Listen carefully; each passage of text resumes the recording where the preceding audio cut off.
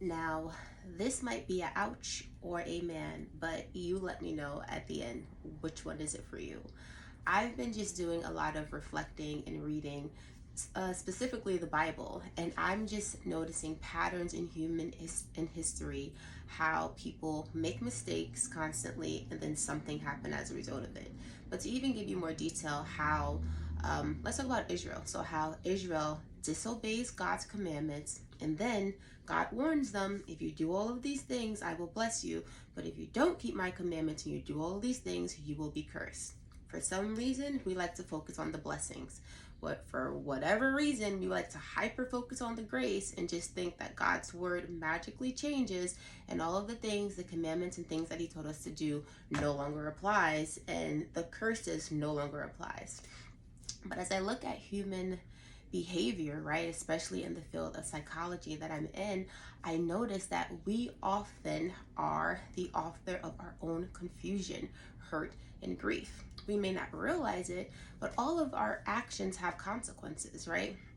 There is always an equal and opposite reaction to something that happens. Like, that's just the way it is, right? So if you do something, even if you do something a year ago, that is going to play out at some point in life. And you might find yourself in the season of life where it's really difficult or you're really going through something. Definitely keep going, but also take a look back and say, is God teaching me something?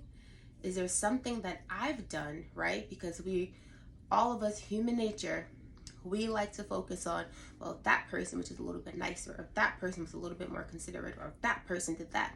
But guess what? We can't control any of those people.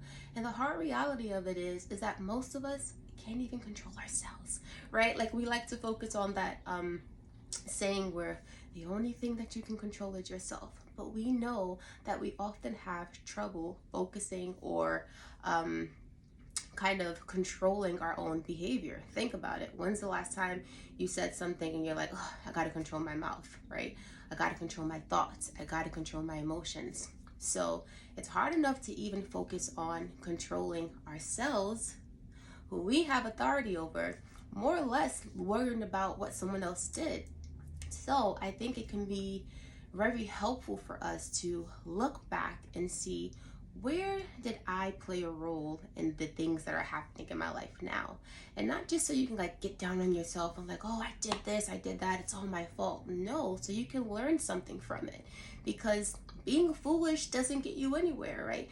Use some wisdom, use some correction. If you have people in your life that you know and that you trust and that are godly people and they're not going to just criticize you just to criticize you, but they're correcting you as we should, use them as well, because sometimes we don't even see ourselves.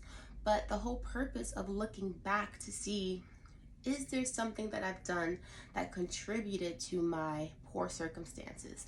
Am I in so much debt now because I didn't really manage my money well, right? Am I struggling in this particular area because maybe I was quick to make a move to do X, Y, and Z, but I didn't really set the foundation well? And all of these things will help you build a better life and a better future and kind of avoid some of the same patterns of mistakes over and over again.